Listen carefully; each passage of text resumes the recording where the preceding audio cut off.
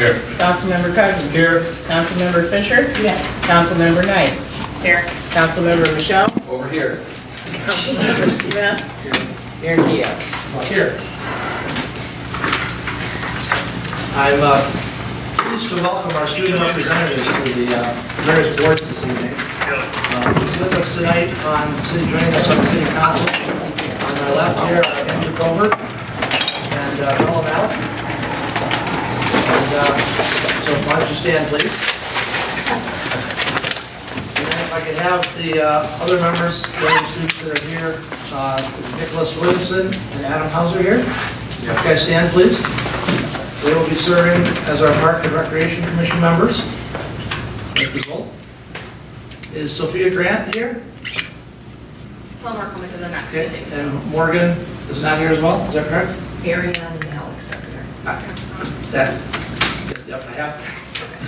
Okay, so next, Alex Gilbert and Arian Sundstrom, who started last Monday at the Planning Commission as well. Thank you, everybody. Welcome. Can we give them a round of applause?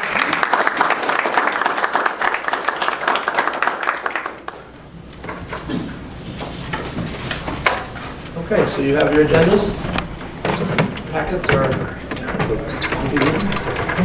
so just as a matter of course protocol, as we proceed through the agenda, if you have a question or want to make a comment, just raise your hand.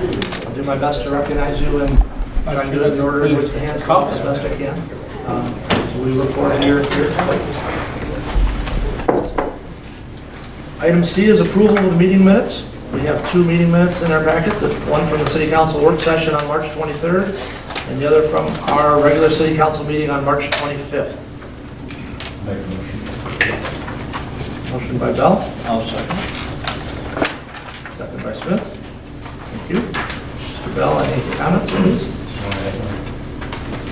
Mr. Smith? None. Other members of the council? Seeing no comments, all those in favor of approving the meeting minutes, signify by saying aye, please. Aye. Those opposed? Thank you. We have no prearranged participation, so we're down to approval of the agenda. Move the agenda as presented. Second. Moved by Smith, second by Knight. Thank you both.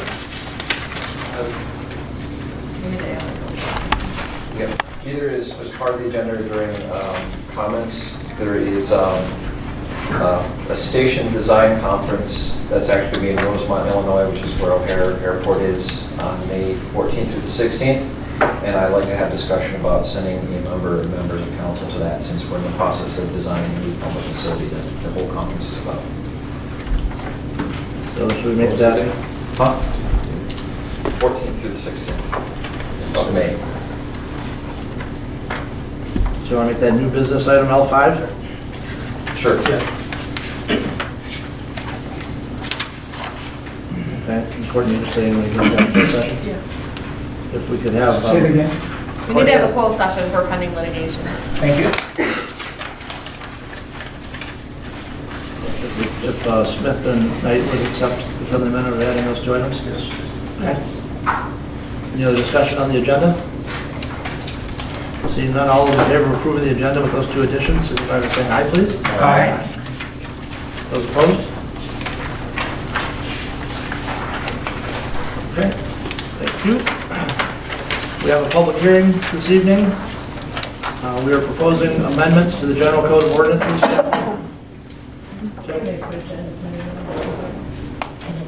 Donnie, you gotta speak up loud, I can't hear you. Do you have an extra agenda? I said I didn't have an agenda. Thank you. you. I have it now. I'm good. Thank you.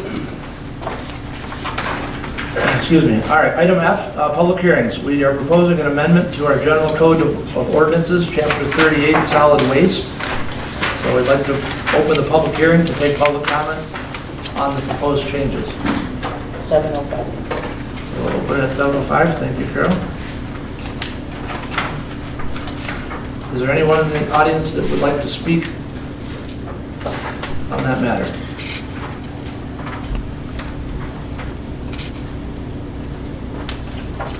Okay, just so that the public is aware, during the public hearing, I'll The proposed changes include clarifying the roles and responsibilities for management and enforcement of the provisions of the ordinance. They include removing the reference to a 3-year contract requirement. They include identifying that the placement of refuse in someone else's refuse/recycling container is not permitted. They identify that disposing of the refuse from outside the city into city containers is not permitted. And they remove the reference, to the monthly utility bills. The city currently pays bills bi-monthly, but the timing of the bills does not necessarily need to be in the ordinance. So those are the proposed changes to the language that's there. Before I close the public hearing, is there anyone who would like to speak? I'll ask one last time. Okay, seeing none, did I kill a minute? Yep, we have 7:06. Okay, so we'll close the public hearing at 7:06.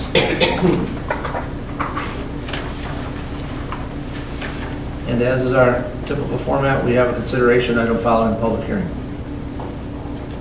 I will move the amendments with a couple of changes that I will note when we get into discussion. Second. Moved by Michelle's, second by Smith. Thank you. Do you want me to jump into my notes? Yes, please. All right. I would propose on page 10 of 100, under definition sections, that we add a definition for person to include, I'm trying to find what the state defines it for here. I forgot to do that earlier today, but it's generally regarded as both a person and a form and a firm and a corporation and all those types of things. On page 11, section 38-33, we can get rid of the A. I know it's a Microsoft Word thing, how it did that. Throughout the document where it says city or city council, it's a proper noun, so those should be capitalized. And there were a couple spots on page 14 where there are Oxford commas missing. It sounds very pedantic, but there was a large lawsuit with milk carriers in New England where they got millions of dollars because of the omission of Oxford commas. I don't even know what that is. A serious comma. It's a comma before the word and. It should say Okay. So what's the definition of person? Go back to that, help me with that first. I was trying to pull that up, and I was hoping there would be a little more time before I got there.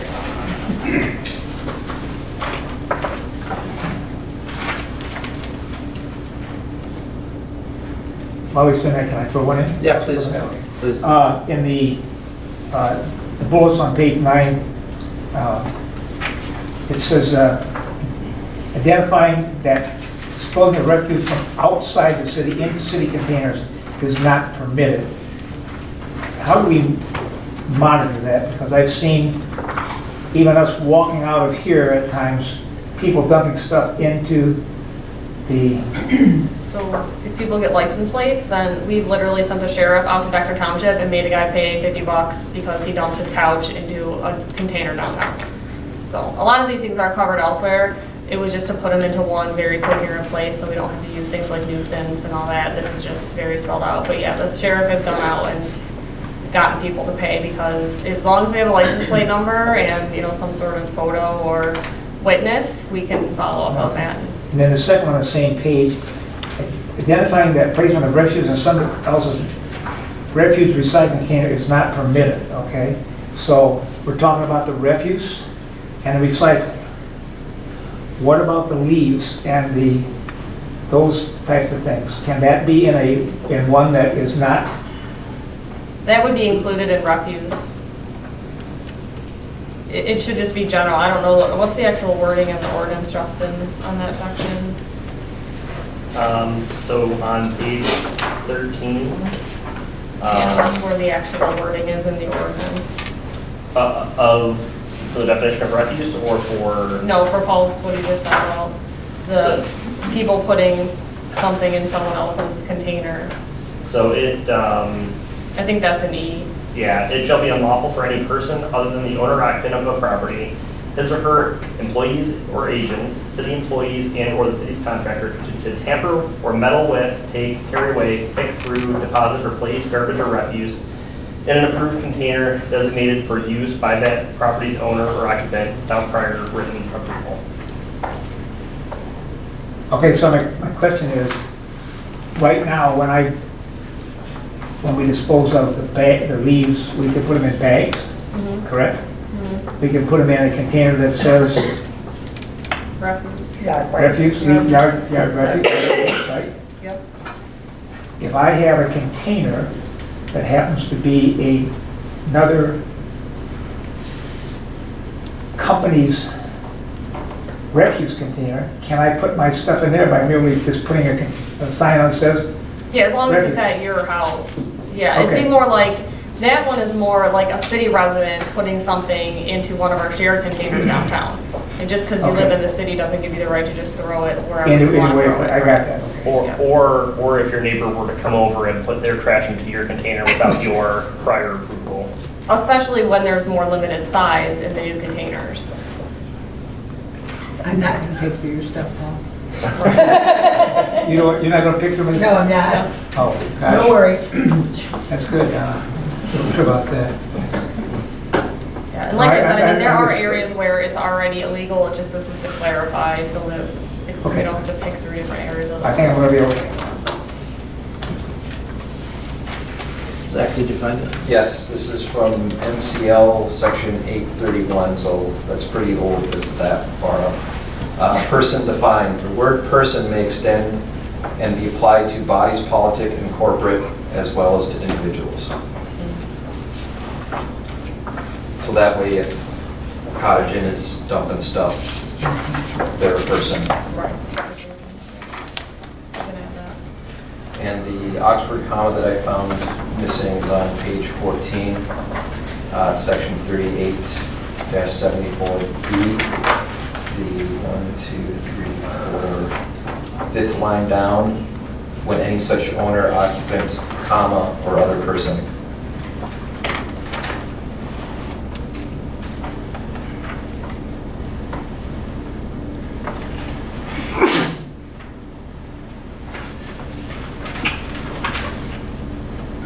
Okay. I have a question, maybe it's recording or Dustin. We used to have in here, or it's proposed to remove the 3-year thing.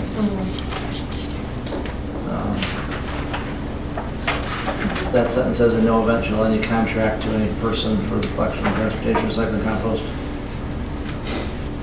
be for a period longer than 3 years. Do we want to take the whole thing out, or do we want to make it 5? Since that's what's being proposed. I mean, is there a benefit to having a limit?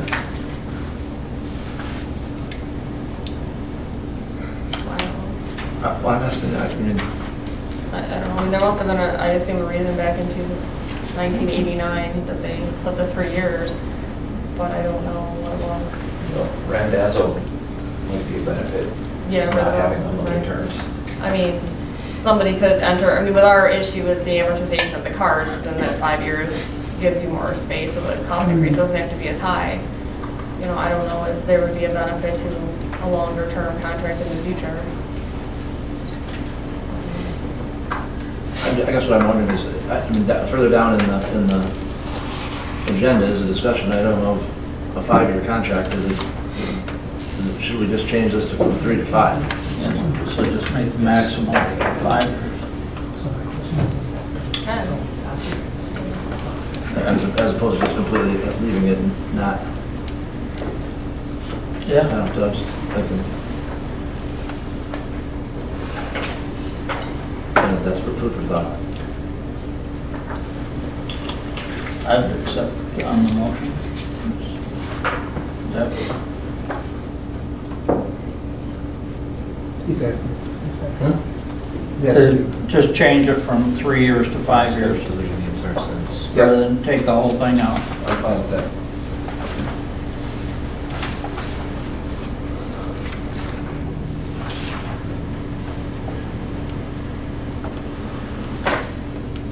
Other council comments? I think we have to be very upfront, we've been upfront, but even more so, and very, very, letting people know that they're gonna be paying for these carts, 2 carts. Some people will not understand that at all. And they're gonna have to pay for those, that'll be on their bill, I assume the first bill bill? No, it's lumped into the Advertised? total amount and then spread over 5 years. 5 years, okay. Yeah. All right, So they won't see it as a special line, it's just Okay, instead so of, that's what, okay, yeah. that's good, okay, that's good. Yeah, they're not gonna get like a bill for $50 or something. Okay, and I know that we may get some pushback, and there are some people that will not be able to deal with those, okay? Well, Right. just be aware of that, okay? Ms. Knight? Courtney, how do we let Waste Management know that we want the smaller, So when they deliver the cards, they'll have a card inside that you can mail back. okay, what did you say, it was 64 versus 98? Thanks. There's 96 for trash and 64 for recycle, and they would offer a 64 for trash. Oh, okay. So the standard recycle is 64. They'll help with that for trash as well, thank you. Yeah, he said that they would put a card in, and you would return that, and they would switch it out. Okay, thank you. Are we gonna have a pickup day for all the trash cans? I know, right? It's always a tough one, because people freak out when you throw away their trash can accidentally, trust me, so. I don't, Okay. Everybody's came with the house. we're gonna have a lot of, Yeah, just to make space for the yeah. new cans. Other council comments? Anything to add? I have one more question. Go ahead, Ms. Knight. On page, what kind of page this is here? Page 14, 38.74, number A, number 2, the owner occupant picks up the containers at the public works building? Because I thought they were going to be delivered to our homes, which one? That's if you They leave it out too long Yeah. and you get in trouble. Oh. You and could it gets technically picked up and take put it. in park jail. Oh. That's not common. You do not commonly do that, Okay. just in case. Any questions? Okay. Seeing no further comments, we have a motion by Michelle, second by Smith. We're adding the definition of the word person. We're getting some one Oxford comma placed. Courtney, you took note of where that was, right? We're capitalizing city or city council, it's proper nouns throughout. We're leaving in the sentence that references the 3 years, but we're changing that to 5, so a period longer than 5 years. I think that's all I wrote down. 11A. Oh, and then, yeah, page 11, right? We added an A. Oh, yeah. Sorry, the delete Well, it. delete, yeah, I know where that is, yeah, just That's didn't, formatted. it just didn't strike, yeah, okay. Do I have everything? Okay. Ms. Jones, please call the vote to approve the amendments to the code of ordinances. Michelle's. Yes. Knight. Yes. Smith. Yes. Bell. Yes. Fisher. Yes. Cousins. Yes? Keo. Yes. Thank you, motion carries. We're down to non-arranged participation. Is there anyone in the audience that would like to speak this evening? If so, please step forward, state your name and address for the record.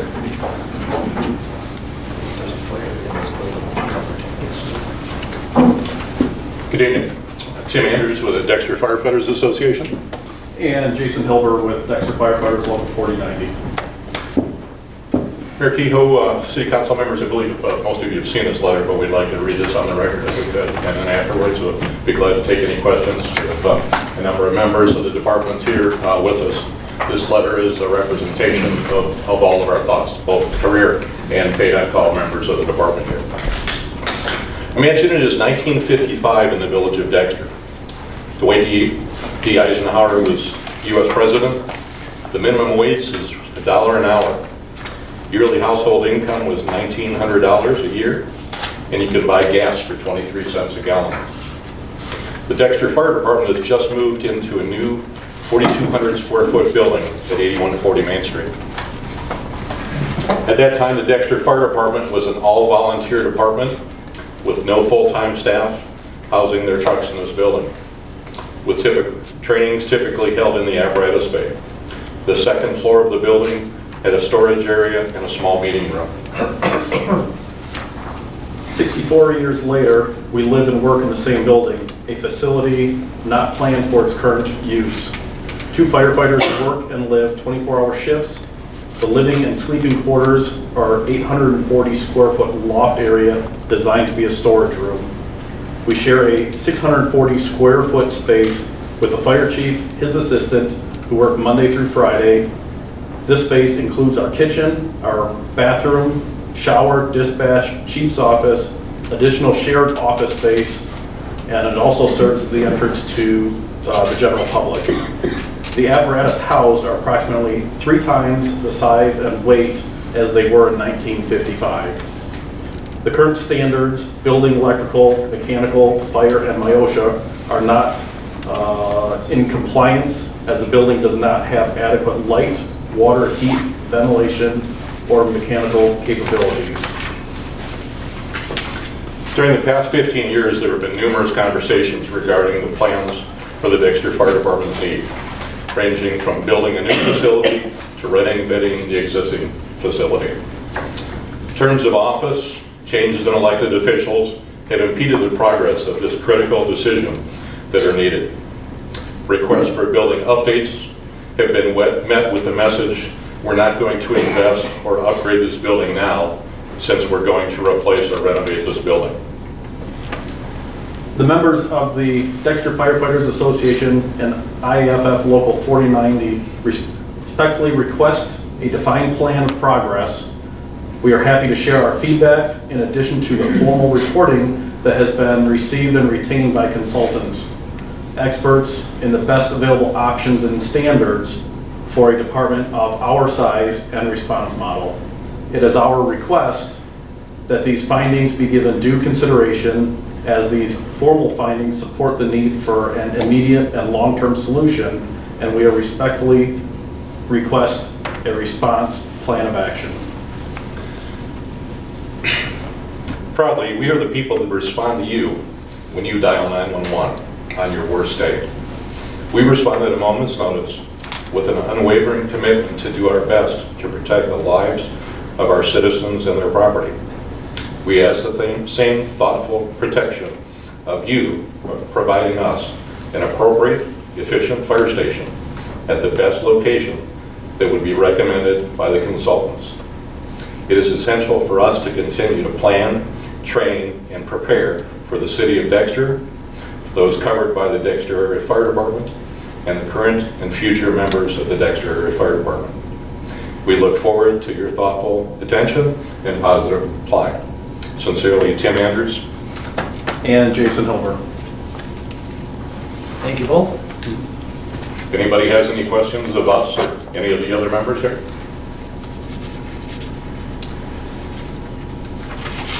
Not at this time. Okay, Thank you. thank you for your time. Thank you.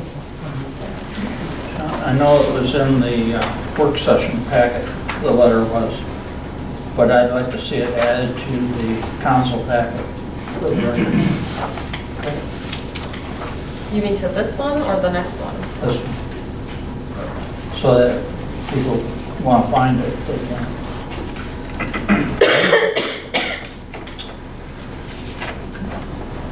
Other members of the public that want to speak tonight? Hi, my name is Michael Grissom. I also have a letter, if you guys want to see it before, after, during. But I am writing you in reference to the ongoing discussions of a new fire station in the city of Dexter. I've been at the Dexter Area Fire Department as a firefighter for almost 24 years. Some of that time was a paid-on-call firefighter living in the city of Dexter, and now is a full-time firefighter and reside in Dexter Township. The Dexter Area Fire Department is in need of a new facility. There has been talks of a new fire station for more than 20 years. The station has not been properly maintained in that time. The reason it's been given is it would be a waste of money because there's a new fire station going to be built. When the current station was built, one of the trucks that was used was a 1947 Dodge, but the association still uses, or still owns at this time, and it is about the size of an F-350. It was easy to walk around that size of a truck, to reload the hose on the truck, with guys loading hose on a truck next to them and store other needed equipment in the building. At that time, the fire department only responded to fires. The Dexter area fire department no longer just responds to just fires, respond to much more. All you need to do is look at how big the trucks are. The trucks need to be large to carry the equipment that is needed now. There's not enough space to load hose after calls, maintain trucks. Firefighters are forced to drag clean, dry hose to the same small workspace where dirty hose was just washed in order to reload it onto trucks. We also have to clean, fill, reassemble air packs in the same small, dirty work area, which may lead to contamination of breathing equipment. The electrical system is maxed out. There is an inadequate ability to fill or top off water tanks in trucks. The air lines for the air compressor leak a lot, and the compressor is undersized for filling tires of the large trucks. The meeting room is too small for training and does not meet ADA. The second floor does not have adequate air exchange, heating, or air conditioning. There's only one bathroom for everyone to share with a single shower. There is insufficient storage for medical equipment, office files, or turnout gear. There's inadequate office workspace, kitchen, and living space. There's not a reception area. Anyone that walks in the building can go anywhere, look at anything they want to, take anything they want to, or damage anything, whether we're there or not. In order to build a new station at 8140 Main Street, staffing and equipment, as well as technology or communication technology, will need to be relocated to an adequate facility for at least a year and a half while the current station is being rebuilt. This will be a large unnecessary expense. Moving personnel to Dexter Township and Webster Township will cause a longer response time to the city. Creating a temporary facility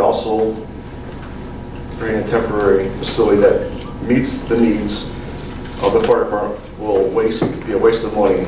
Instead, use the money to build the proper and permanent fire station that meets the needs of the fire department for today and for the next 20 years.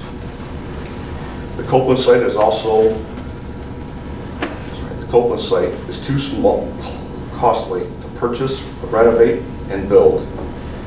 The site at Dexter, Ann Arbor, and Meadowview is the only available place that is left is large enough to build a new fire station.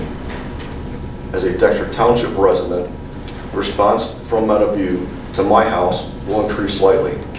The new fire station can create efficiencies that would reduce the time it takes to get out the door, such as quicker access from the office and living area to the bay without steep stairs to negotiate, and all the equipment will be on the same level in the building.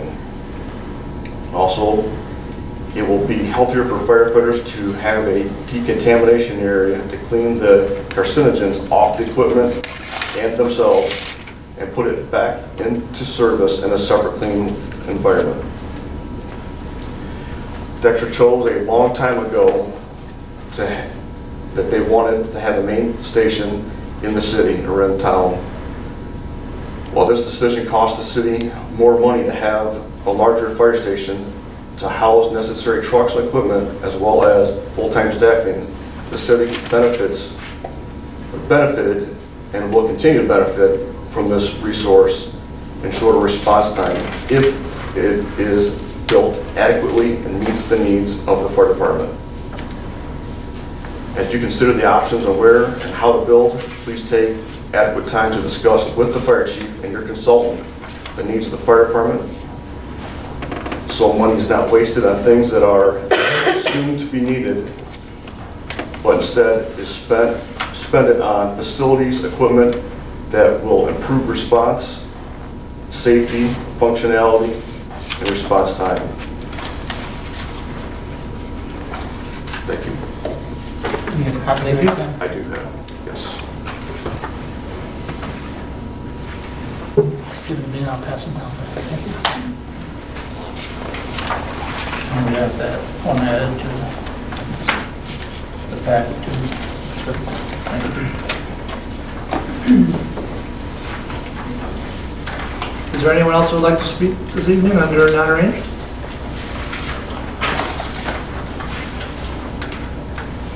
Okay, we'll move down to communications.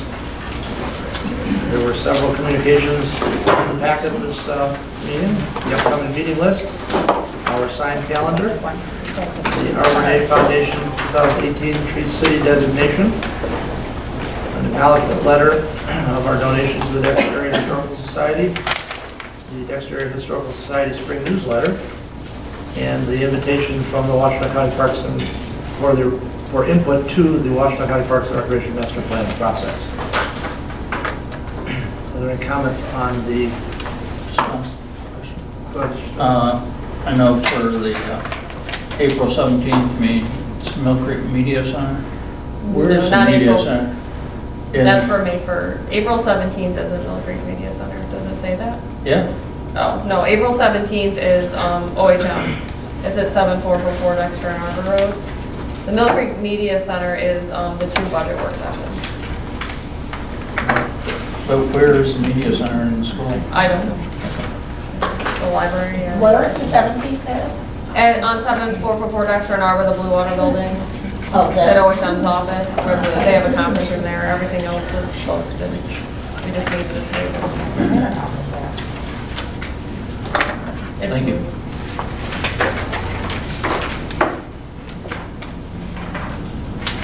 Got that all set? Any other comments on the communications? Okay, seeing none, we'll move down to our first report tonight, which is from our Public Services Superintendent. Welcome, Dan. Good evening, council. Good evening, Dan. Hi, Dan. Hopefully everybody got outside for a little bit today. Well, I provided a 2-week report, and I also will have some updates on some of the projects we got going on. So I'll start with the projects first. The gas main relocation on 4th Street has been completed today. So it looks like we're all set for the Central Street project as far as that aspect. I know you're all aware that we're going to take down the tower on April 1st. That has been done. They have sandblasted and primed all of the interior of the tower. The The stem, not the bowl. What's that? The stem, not the bowl. Yeah, just the part that goes up. They got that, actually, they were starting to paint that today. And they also sandblasted all the plumbing that's underneath the tower where the water main actually comes in, and they had primer on that. Tomorrow, after if they're done with painting today, I didn't get to check back in, they're gonna start power washing inside the tower. And start getting the inside of the bowl ready for sandblasting and painting. So I think that's went fairly quick, so I'm hoping the rest of the project will continue to go that fast. Tomorrow, Bloom Roofing is going to be coming down to the wastewater plant to put a roof on our headworks building. They're saying that'll take about a day to get that done, which is pretty good timing, seeing how it's supposed to be wet on Wednesday, I think. And we're still on track with the tertiary filters to be started up on April 22nd. So I'm very, very Earth Day, pleased. it's a good day for that. What's that? That's Earth Day, that's a good day. to Very celebrate. good day. Sooner the better. Do you have any questions on my report or the project? Good night. Michelle? Oh, sorry. Are we able to get any pictures of the water tower work on the inside? That seems like something interesting that folks. Yep, I asked them, the last meeting, Sean had asked that, and I confirmed that. They're taking pictures before they do the power washing and as they go through the process. I was just gonna say, in my report I had mentioned about the larger bills and payroll check to F&B because they had got the delivery of the 2 filters plus built the headworks building. So that was probably one of the larger bills that we'll see as part of the project. But Absolutely. you guys were all there right before and saw the pictures after, so clearly Well, and there that's was a why we lot had of it work in the done. report too. Right, My in report March, to set yeah, you the up to pictures, have to pay yeah. for all that. Sure, go ahead, Zach. The digester roof behaving now, did we figure out why it wasn't before? Well, everything that F&B did for us didn't indicate that there was any problem with the construction when they put it together. The problem with, this should have been done before they set the lid in, because on the lid, it's a 60 diameter lid, and it's got 8 or 10-foot skirts down the side around the 60-foot diameter. So they really couldn't see behind that, because when there's nothing in there and it's cleaned out, that the skirts are like corbels. And it's just today, we've noticed that it looks like it's starting to hang up again on them. So we're trying to get sludge hauled a little bit earlier this year, so when we got to do the rest of the wastewater project, the digging and setting manholes, tying everything together, them guys are out of there. I actually talked to Courtney about that today. I'm gonna meet or call F&B tomorrow to see if there's something we can do in the fall, but the only thing we can really do is we gotta get that lid out of there to see what's behind that skirt. That's the mystery part. To see if something has broke apart or if it is just grit that we're trying to eliminate with the Headworks building. So in the next few months, we're gonna try to come up with a plan to figure out what we're gonna do October, November. But right now, the way that we've been hitting the sludge removal, like they're supposed to be here the 22nd. We can keep up with decanting and different things. So, and that would fall the same way into October. But the problem is we should be able to put another 200,000 or 300,000 gallons of sludge under that lid. But the way that it's working with the construction project, it's kind of working out, you know, with hauling sludge. And usually we want to be hauling sludge April, May, November, December. So we want to get back on schedule with that also. So over the next couple months, we'll figure out what the plan's going to be, try to figure out what's going on with that lid.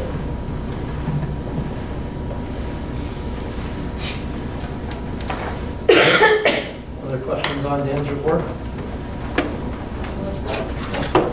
Please. Where was the art that needed to be fixed?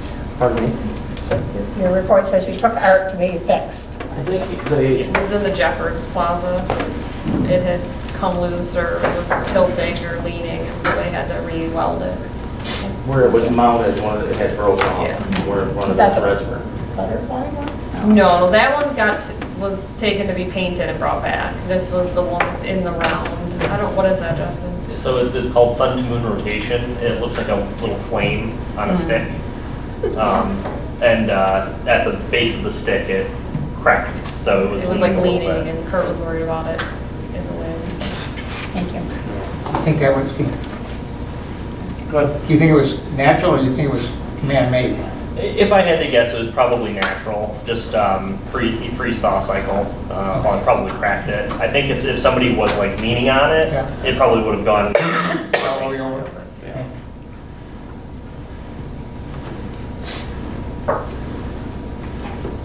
Any other questions? Thank you, sir. Thank you. Appreciate it. Next up is our Community Development Manager. Michelle, how are you?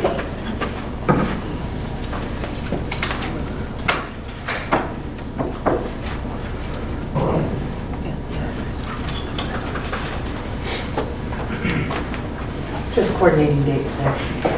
Okay. Well, good evening, council. How are you all doing today? Well, Oh, I like that. I got you. Students, how are you doing today? Don't be afraid to ask questions when I make my report. All right. So you've got my report in front of you. And before I go into the updates, do you have any questions on this? I have a question, but it's not about the report, so I'll wait till you finish. Okay. All right. So the first thing I want to add is under upcoming meetings, the Housing Task Force will meet April 25th, 6:30 to 8. That is a standing time. It's the fourth Thursday of every month. Excuse me, probably by the end of the year, I'll remember to incorporate it into my memos. Excuse me. The Ann Arbor Spark annual meeting is the 30th of April. I do plan to attend, although I haven't RSVP'd yet, but I would like to know if there's anybody else from council that might like to attend. If so, just, you don't have to tell me now, just send me an email. I have a meeting with FNV, our sanitary sewer engineer, or process engineer, whichever we want to call it, as well as Dan and utility staff, and we're going to be reviewing the the water characterization analysis that's been provided by Erratic Gales, as well as Ron Jeffries for Ron's potential microbrewery that he wants to do. Both provided the information that was needed about a week ago. I got it to F&V. They're going to review it and be prepared to discuss it and explain it so that I can then, with Dan and his staff, sit down with the two potential business owners separately and let them know what the results are and what that's going to mean from an engineering standpoint. So for Erratic Gales, it will inform them on how they need to provide their final site plan. And for Mr. Jeffries, it will inform him as to what he's going to need to do if he wants to go further. So, because Mr. Jeffries, after all, has not applied yet. So, excuse me, that meeting will be on the 10th of April. 32, on the second page of my report, 3268 Central. So as you're aware, Mr. Brower has come through 3 separate times for pre-application meetings. Each time the project sort of contracted. At first it was 3 parcels, a number of different units, a retail component. Then it contracted to just 2 parcels, just residential. And the last one was just residential on the parcel that he has at 3268 Central. 3-unit multiple family development with access being provided both ingress and egress on a driveway off the alley. Excuse me. At that time, there were a couple of things that were identified. There was concerns about would a driveway that was less than 12 feet wide provide enough of a safe ingress egress for the people that would live there, even though it would be a maximum of 6 cars most likely. But when we got in the field, we realized,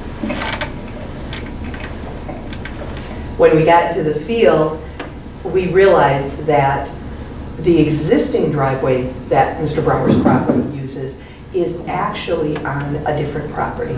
And so what we asked Mr. Brower to do was to please provide an actual survey of the property. He did that. We've gone back out. We've met with him. There are still concerns regarding the use of that public alley. Even though we're only talking 6 vehicles, there is still a concern that that alley, in its present condition, would only continue to deteriorate. And as part of special land use approval, it may be incumbent on Mr. Brower to make improvements to that alley, specifically the surface. Well, each time we peel that onion for, okay, if we create a better surface, we have to then look at making sure that the drivable surface is wide enough for emergency vehicles. So we had those meetings with the chief. And what we've been able to figure out is that you'd have a 14-foot asphalt surface, 2-foot gravel shoulders each side. Well, then you have to start to consider the stormwater. Well, it feels like we're kind of going down a rabbit hole, because now we're at a point where a lot of those improvements, we're getting to that point where we're really flirting with, are these things that we can really, special use or not, require a developer to do on property not his and that is off-site of the development. This isn't a PUD, it's strictly site plan. It is special land use, but there are still limits. So the reality is, this is a small potential development. Everything we ask the developer to add on to take potentially burden off the city increases his costs, which increase the cost of those units, which then is contrary to what we're trying to do overall, which is not just have more density, more development in downtown, but also at a price point that is more affordable. But at the same time, we can't shoulder this cost on our own. So the question I have for council is, even though you don't have costs in front of you, this may be an opportunity for some public-private kind of work together. But I think I think it's going to require the public-private to make this development work. And I need to kind of get your feedback. I will send you the more detailed information, but I need your feedback as to, you know, how far we push this envelope, how much cost we want the developer to take on, and how much we're willing to take on. Okay? And sorry, that was a long explanation, but. Well, it's a problem that comes up a lot though, because everybody wants their storm. I mean, stormwater is a good example. Everybody wants their stormwater problem fixed, and we only have a finite amount of money for projects. So it's very hard for us to figure out how we're supposed to prioritize these things, because let's say, yeah, we could run the storm sewer down 5th Street, and that would be great, and that's $20,000. Well, we were already going to borrow to finish the pedestrian improvements, plus Central Street, plus the things we already have to do. Plus, this wouldn't even be on our radar as a problem unless there was going to be a development there. So I think it's just part of a bigger discussion really on how you guys want us to prioritize these as far as projects, because, you know, and I thought you would maybe come up with something that might be a solution that wouldn't be as costly as kind of a possible fix. So more of a temporary solution. You know. One of the things, thank you, that is one thing I forgot to mention. One of the things that we did come up with in the conversation that myself, Dan, Courtney had last week is, as it pertains to the improving the alley, if you improve that area that's directly behind Mr. Brower's property, and the portion that's behind Mr. Herman's property, if he ends up obtaining the access easement that he would need to utilize that property, then you've increased a good piece of that. You've improved it, but you haven't done it at a point that requires the additional stormwater, because at that point, where Mr. Brower's property starts on the alley, and I know this is abstract, I'm sorry, the water will drain to Ann Arbor Street. The rest of it, the way we would have him make that improvement, the water would drain to his property, which would then drain out to Central Street, because that's part of what we've already explained as part of the engineering. Patrick's done that. So that's a smaller, it doesn't improve the entire alley, but it does incrementally handle the direct impact that is adjacent to that property. Diagrams would help. This hasn't been before planning commission, right? This is only No.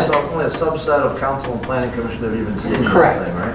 And that's one of the things we could do. Well, I We think could it's better. pull that back together if you wanted. I don't mean you personally, I mean. Has everybody seen this up there? I think it was in the packet. Did Oh, you yeah. have it? Yeah, She that put was it in the provided. packet with the notes from the pre-app meeting, so people haven't really seen it. Okay. Does everybody remember which one we're talking about? What it looks like? It was 3 units on. Paul, you had Jana first and then Zach. Has the alley been cored? Yes, yes. The alley was cored, and the base is good, as near as they can tell. There were 3 different cores, and they were good, and our engineer did. And how thick is the asphalt? 3.5 to 4 inches. Thank you. You can see straight through. Right, what? You can see straight through. See through, okay. Well, you know, I have a little bit of knowledge about that. Let me ask this question. There are 2 other actually 3 other people, owners, that have access to that alley, including the restaurant, which is the 4th one, okay? Right. So, I guess, why is Mr. Brower bearing all the burden to fix that up and not being shared with the others when they have access to that So alley as well and use it? I understand what you're saying. So before Mr. Brower's property, going toward Ann Arbor Street, that much of the alley has actually already been improved. Those different businesses, and I would suspect between the Fillmore, which was previously Harry V's, and the little house that was previously Painted Trout and whatever it was before Painted Trout, those improvements got made at that time to the alley. So it would be so the improvements that were initially being talked about with Mr. Brower would be from his property toward 5th Street. But right straight across there, there's a person that has a business or has a residence on 5th Street that has a garage back there that he doesn't use. That building is in a dilapidated condition, and he will be taking it down. Well, just in general, But if we had, this is a statement, if we had a historic designation in the city, that house would never be touched. No matter what our philosophy was as far as we want more building downtown, okay? you mean the shed, or you mean No, the house? the house Steve's Mr. house. Brower's talking about, okay? Oh, no, I understand what you're saying. So there are some people that have talked to me about it, that they didn't want anything to do with when you locked in the other piece of property there before this, with the Intermediate School District building there, and that was gonna be there, they didn't like that idea at all, and they now they even object to it because it's not taking another historic house down and putting something else up that doesn't fit into the neighborhood, okay? So there are people that don't like that, and I think you will have a number of people publicly that will come out and speak to that when it becomes an opportunity for that.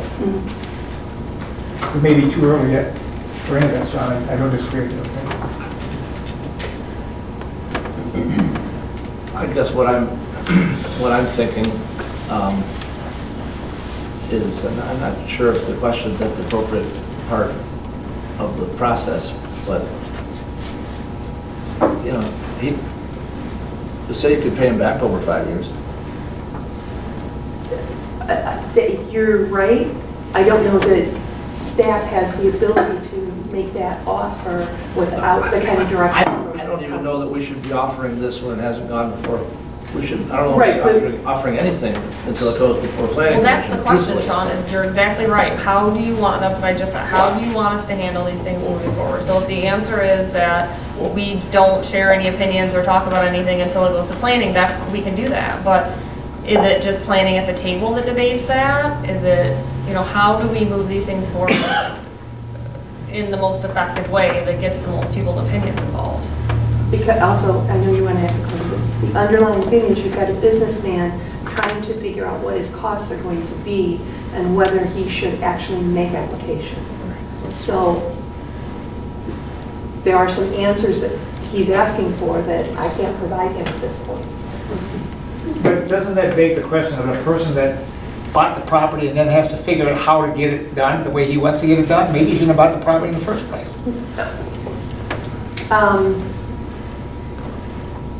He's trying to provide the city with what the city wants as far as what are you going to expect me to do as part of this development.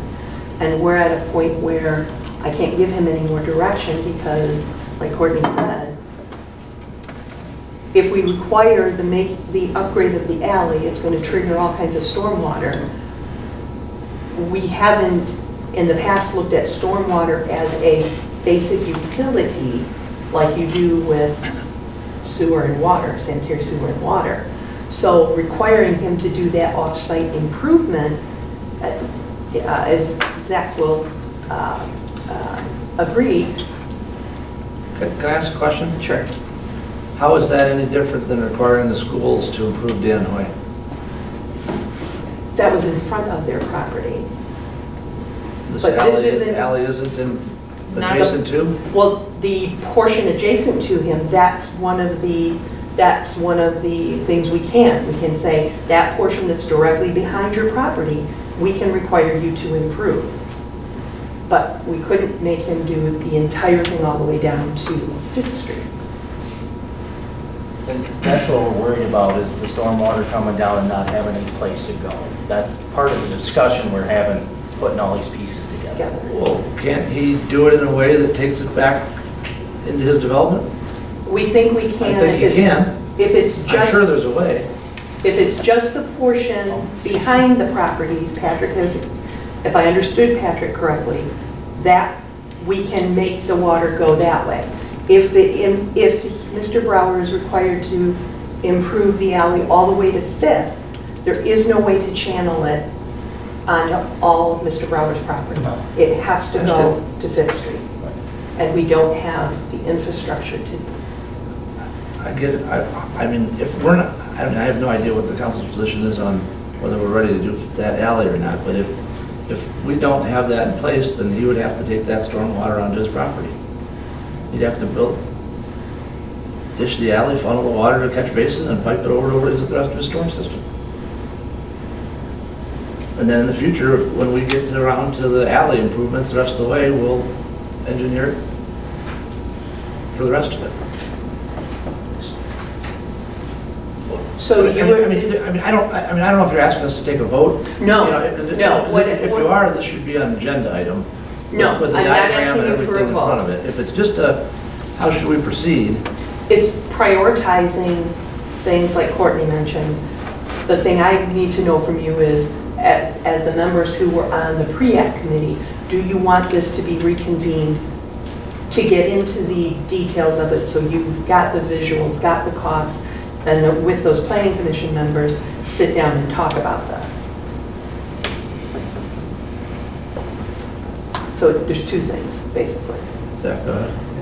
I'm just as simple as an Ammonia driver, but I do get to walk this alley very often. I'm not going to get the minute details there. And everyone's given me a lot of time to get a lot of spaghetti to bake and throw on the wall here. So a couple of observations. This sounds like a good conversation for us to give to our infrastructure or transportation committee to kind of hash out some general policy options. I personally love alleys. It's one of the reasons I decided to move to Dexter over Chelsea or Manchester, because they don't really have alleys there, and alleys are cool. And I think it's really important for us to start to consider how we maintain them besides just grading them. Because if we're going to start encouraging folks to do back alley apartments, garage types things, we're going to need to have them improved. So in this case, it is a bit tricky because if that's going to be the primary access, it needs to meet certain standards. I think the challenge for the city is we're already budgeted out for money for 3 to 5 years for most of these things, so it's kind of popped up and we don't have that. Some things I might throw out there to consider is talking with the Water Resources Commissioner about ways we might be able to lessen the runoff, having pervious pavement. We've got people already coming here for water tours. Let's throw some pavement at them too. Potentials for doing a special assessment district so we can recapture improvements that we have to do for that from the property over time so that we don't hit them with a giant bill to do that. And I guess I'll leave it with that. Not that much bigger.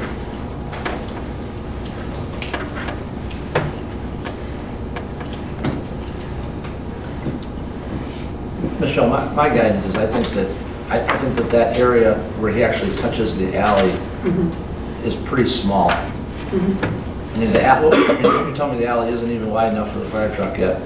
But when he improves it to 14 feet by, it's only 12 feet that he touches the driveway, plus a little bit of grass. It's a pretty small area for him to take the storm water Right, yes. with him. He could go forward with the project without creating a bigger question for council this time, is my opinion. Now, if in the time it takes him to go through planning and, back in front of us, that we come up with extra dollars and realize that this is the project that has to rise to the top, we can always say that at that time. But at this point in time, I think that we've laid out different street improvements, different pedestrian improvements. We've talked about those priorities for the next 3 or 4 years. I don't see that alley popping into this No, it's, Does anybody else? And I don't disagree with what Zach's saying, I mean, I want to take care of those too. We maintain them, they are used. right. People do live on them, they're a valuable part of what we have in terms of access. I will say people cut through them too darn many times. They ignore the signage. That's true. It's a one-way and people, And we don't sign them the same way. We don't have signs on both ends saying, it says you can cut through one way, but not the other. No, do not go there. I went through that one at the restaurant. Do not go through that at all. It's a two-way alley. It was determined by the council it was a two-way alley. It's never been changed. two-way, do you know when council determined? Yeah, probably 1984, 5, or 6. Okay. We've got old minutes and we're going to go through them very Yeah, quickly. well, Okay, we can do that. All right, I'll continue these and get through these. The rest of these are relatively quick. I sent you out, as well as the Planning Commission, a link to make comments on the draft master plan. It's a web-based system. You have the option of using that, sending me the comments you have, or emailing them directly to Megan. If you email them to Megan, I just ask that you CC me on them so I can keep track of them. But please, read through your draft master plan and provide whatever comments you have. 3045 Broad Street project, I put in what the different scenarios that Norfolk is working on. It's all for sale units plus the retail and office, luxury apartments plus retail and office, and a hotel luxury apartments plus retail and office. Sean LaFear was on vacation last week. He is supposed to be getting in touch with me this week, and I can follow up again with you at your next meeting what that conversation was, but they are still engaged. They are working their way through this. I've provided some enforcement information for you. Since July of last year, there have been 49 code enforcement actions. Thank you, Michael, for your help with this. And I've identified what the breakdown is. I will tell you that one of the enforcements that I initiated, I won't necessarily always give you addresses, but the property at 8250 on Huron Street that is being used as a junkyard, that's under enforcement. So I expect to be talking to the property owner this week. Before we go on, that was a question I was going to ask you. Can Okay. you give us an update on, you sent the letter and... I sent a letter. I did receive a call from the property owner's son. Needless to say, not understanding why after X number of years, decades even, the city is now Picking on it. well, that was one of the words he used. Kick it on, is that- Yes. So I can't address how things were handled in the past. I can tell you that salvage and junkyard operations are not permitted currently in the I-1 district and have not ever been permitted in the I-1 district. You can do an auto repair in that district as a special use. That was never granted. Besides the fact that the use is illegal, the building itself is in a state of disrepair. And so that is also part of the enforcement action to either take it down or make the necessary improvements to it. I suspect this will be a long due diligence process, but I've told them I'm willing to work with them, sit down with them to go over potential ways to find a use that would be something that's permitted there, and whatever the process is, I can put them in touch with the Small Business Development Center for assistance that way. We'll just have to see if they're going to come halfway on this, so, okay? Thank you. And then the last thing is on the urban county. At the last meeting last week, they provided the updated map that shows where the low mod areas are.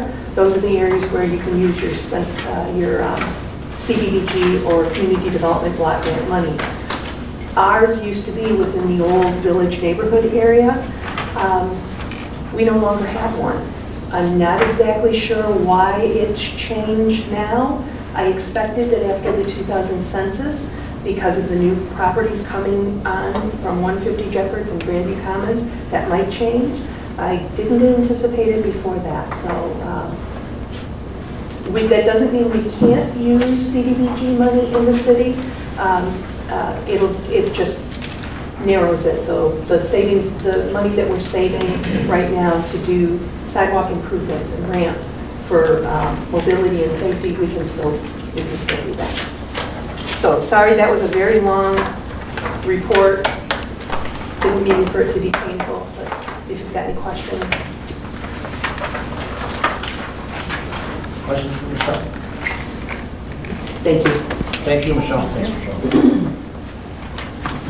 I don't believe we have any board, commission, or other reports, but I'll check if there's anybody's anything on the... I know Courtney's going to cover a little bit of wave stuff when we get under her report. So if it's okay, I'll move down to city manager report. Also, I attended a Semprog traffic safety seminar that they had, which was really interesting. They are running another Walk, Bike, Drive Safe campaign in May, so I thought that was timely. So we ordered some of the things that they had available, like safety lights, that we can give away at the market. And then as part of that, I was thinking about the possibility of using our annual Adams billboard to promote some sort of safety message and also include their flyer in the water bill, which we can do for only about $400. So I think it's worth it to do that as part of the May campaign.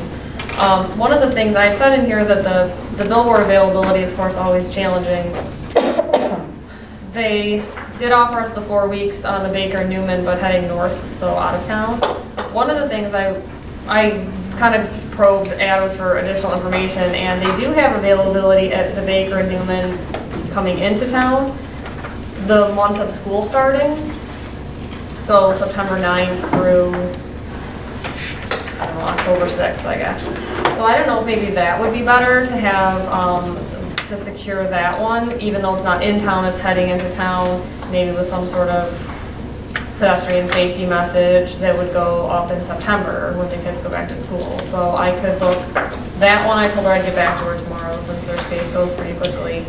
I think that'd be a good decision to do that. That would give us more time to decide what would go on it, because if it was going to be May, we'd have to I make a mean, decision. then it's more effective coming into town. Right, I mean, that is preferable. It would be the one closest to Newman. Yeah, it's south facing, so. And I think the time of year too would be good. Yeah, normally these are for the farmer's market, but I thought maybe this year we could change it up. So I'll, unless anybody objects, I'll book that, change the booking to that first month in September, and we can decide on what to put on at a later time. And I think that unless anyone has any objections, the flyer that was in here would be the one that we would include in the May water bill mailing. I think it touched on a lot of the concepts, and it covered bikes, cars, and pedestrians, which I think is good. Spreads it around. The pedestrian safety project is moving along. I included in the packet the Forest Street sidewalks plans. The thought is we would use the north side of the street for kind of phase 1, and then the south side of the street would go in the CIP for the future. Dan and Kurt and Chris Donikowski took the draft plan. They had a few modifications, nothing significant, just some stormwater issues. I think the only significant thing, Dan, you guys potentially wanted Patrick to change was at the corner of Kensington. Yeah, we didn't want 2 crossings there. I think we're gonna have to look at some kind of pedestrian crossing. If we do 2 crossings across Kensington. So you were thinking it would just route to one Just crossing? do the one side right now. On the north? And then we try to figure out what we're gonna do. Yeah, we wouldn't build the second crossing now anyway. Okay. And then we wanted to straighten it out so we don't get snow on the sidewalk when we're plowing. Yeah, Patrick had said that his concern though was like the grade and the stormwater, but you don't Yeah, think. plenty of room. Okay. Yeah, plenty of room. So that might get pushed back off the corner a little bit. But other than that, it's pretty much ready to go into the resident letter. The only thing that Patrick may ask is if you do intend to have a crossing of Forest at Kensington? he's got, the way they've got it designed, you're gonna have a dip right there, where it crosses on the north side. So if you put that, if you actually put that in the way he's showing it, you're gonna need to do something here, because you gotta give access across. Right. Yeah. We can, So- that's the corner we need to work on a little bit based on these comments. So one of the ways, what we did on Second Street when we did this, where we sent this out to the residents, was we gave everybody a couple of weeks to submit written comments. What happened was Patrick and Dan, et cetera, ended up basically meeting on site with every property owner. So that's difficult in this project because there's a lot of property owners. So we were thinking about some dates just to advertise a meeting on site where people could walk in or answer individual questions. We have a couple proposed dates for that. Depends on how fast the exhibit is completed. It's almost done, but potentially the 18th. But sometime, hopefully in the next 2 or 3 weeks, that we could have something on site and then hopefully answer as many questions as we could at that point, so that we don't have to have, the guys don't have to have individual meetings with people concerned. So that's the hope is to get the letter out either tomorrow or Wednesday so that we can move it forward and start getting the feedback and get the data on people's calendar. Obviously, if they can't attend the meeting, then they can provide the comment written.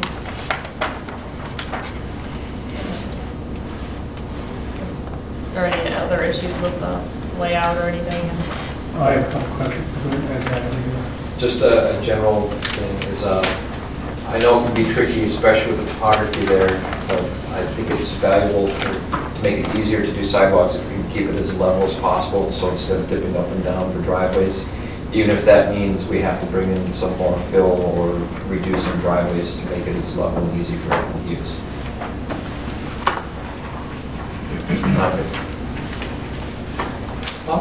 The general question, when trees are removed, there weren't a lot.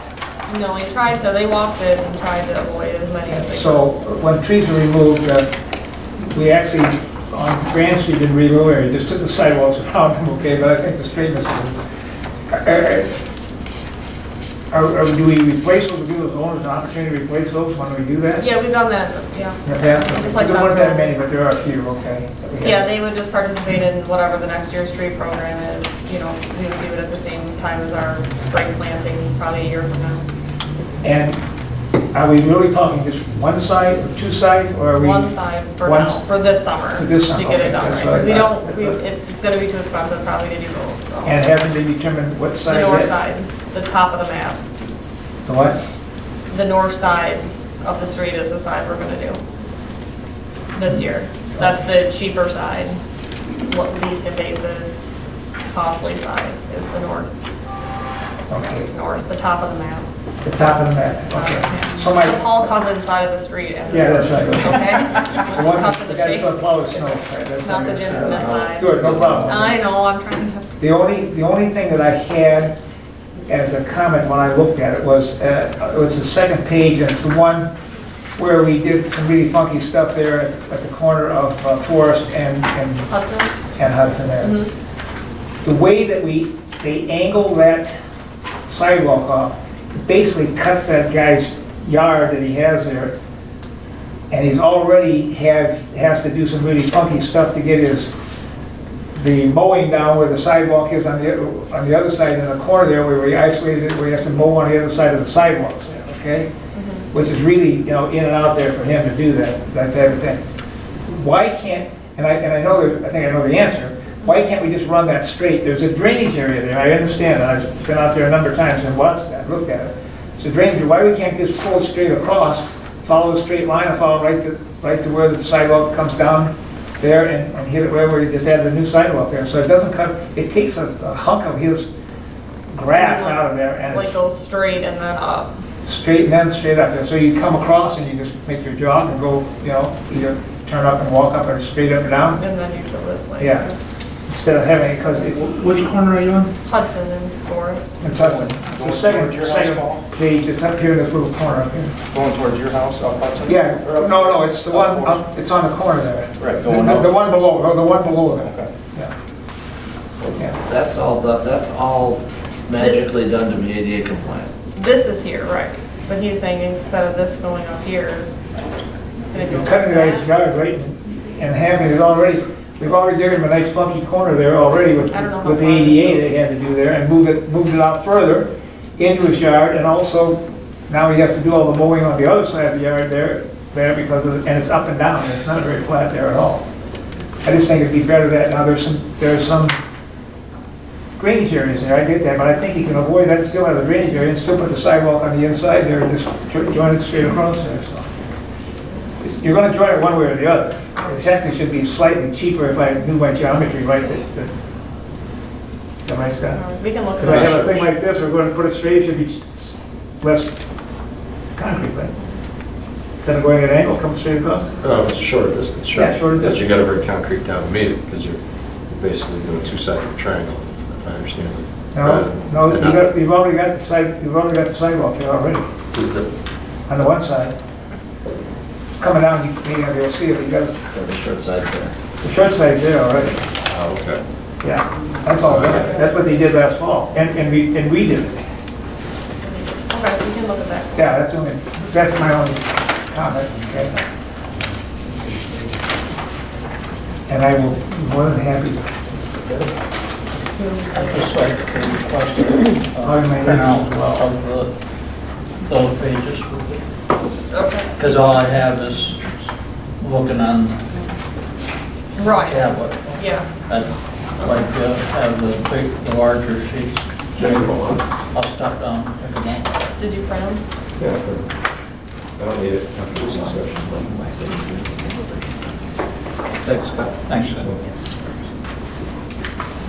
Paul, you're gonna grease the wheels with your neighbors? What's that? You're gonna grease the wheels with your neighbors then and get this done for us, right? I don't think there's many people have a problem, except my next door neighbor who's an already walk anyway, right now.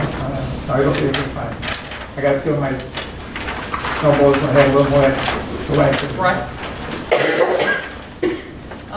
So that will go on this week then, so we can keep that process moving. Hopefully this walking map will be done for the next meeting as well, so we can move on with everything else that has to do with safety. The wave stuff that I've attached, they had a significant increase in funding they requested. We did request some additional information, which was provided after the packet went out, and needs to be followed up on, because Michaeline had some deadlines, so she didn't provide everything that we had asked for. That will be part of the discussions for the budget. So if anybody has any further questions or things they'd like to see, we asked for things like the revenue and expenditures and the current fare structure, a listing potentially of the people using the door-to-door service, which I think would be helpful to kind of know, who the areas of the community that are using that, and so. And if I may just, right, if you get anything from me, Michaeline has given Courtney the material there, and it's, the numbers are what they are. I just haven't seen it in the paper that the other units of government have spent. They've come through with some of their money, not everybody has, some of the others have, so. But if you need any of that information, but if not, we'll just deal with the budget. Then we can deal with the budget. Using the actual usage kind of sets it up to be a lot like PAFD, where it's, it fluctuates, and that's a concern, because like in the packet what we included was the increase that we've had, and we can't have it be 55% every year. That's not sustainable, really. So it's just tough when the funding formula is based on sort of what's considered actual, because it just changes a lot. So it's just, hopefully we'll have more information for that packet that'll be for the May 1st work session. Jim? I was just wondering on the roundabout lighting updates. They have provided, DTE took actual readings sometime in February when the snow was on the ground. And there's a little more than 1/10 of a foot candle of light at the corner of Mr. Stocker's home. If we were applying our ordinance, if I understand it correctly, even though that's not in the city, we would limit the light to 0.1 at the property line. So they predicted that by switching out from the decorative lights that we have to the Cobra heads, I guess they call them, that there will be .03 foot candles instead of .12 foot candles. So about a quarter of the amount of light. It won't be zero. There's about a $2,500 or $3,000 cost to do that, and we get to keep all 14 of the decorative luminaries for our use or creative license. Courtney's asked for a copy of what that agreement would look like. I don't think we have that yet, at least this last time that I talked, we don't have it. The road commission is in favor of paying for swapping out their 6, or their 8. We would have 6 to swap out if we should choose to reduce the amount of light by .09 foot candles. Are they going to be up as high or? Oh, yeah. So same height. Same like Yeah, they're not lower than the height of the pole is not. Glare They get the proof. same glare. So we thought since, at least Courtney and I, when I say we thought since council approved the purchase of the decorative lights, that should come back to this body once we get that choice for a vote or confirmation or denial. We don't want to change it, I guess. But that's where we're at. Just be good to get it taken care of. I've tried to communicate with Mr. Stocker along the way. I shared with him the photometric plans that were sent to me, which he shared with me, and so he has those, and he's indicated he doesn't expect the lighting to go to zero, so that's good. Thank you. I don't know anything about the dam, or the Shield Road residential concern. The road commission's handled that one. The only resident I'm talking about is there.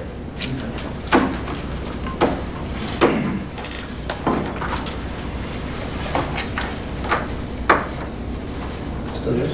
So the city manager review is on the 17th. I was not gonna have food for that meeting just because it's at 6 and it's normally over by like 7 or 7:30, so, that just as an FYI, I wasn't planning to have food at that. The water school that I sent the email out about, I had confirmed that representatives from Trout Unlimited and Aaron Burkholz from the road commission to talk about the dam removal. I thought the Trout Unlimited people would be interesting because of stocking the trout, which they will have done 2 days before. Hopefully Paul Avenoff, though, I have a weird feeling, I think he might be out of town, but, and then they will be going to Nubco. I did confirm that with Tony Grant, so he was happy to host them there as one of their stops. So again, if anybody's around that afternoon and wants to come down, or has any other ideas on who they might want to have there, let me know, but it seems like they're excited to come to Dexter. They're also going to stop on Miller Road, I think, or wherever they did those rain gardens in the right of way, and so they'll have some other stuff as well. They chose us. Yeah, and they knew about Nubco and wanting to go there, and they asked me about that, so, and Tony was. You participated in the second. The conference call. I participated in the first one. Right. Publicly, yeah. Yeah. Avalon, the one thing we do need to take care of for that project is the payment in lieu of taxes ordinance. So I was gonna have a draft of that in the next packet to set the public hearing on April 22nd for the, I guess it would be the second meeting in May, so we can get that taken care of before the October deadline. We are working with them to try to see if we can get maybe some cooperation with DTE to do a shared access driveway for the project, because when you look at it, it would really make sense. Hopefully I hear back from DTE this week. Who has not seen that conceptual site plan? Seen what? Who has not seen the Avalon conceptual site plan? We'll pass it that way, that's what, about that, that's what was passed out last Monday. I think that's, if the budget work sessions are for the 1st and the 15th, and you can get the Mill Creek Middle School.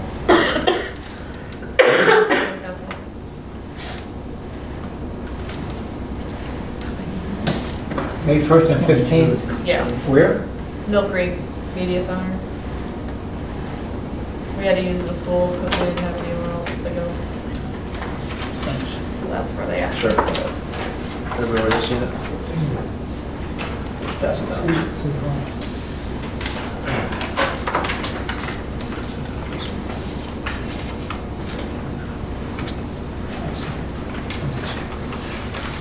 So I don't know, I want to expand a little bit on that.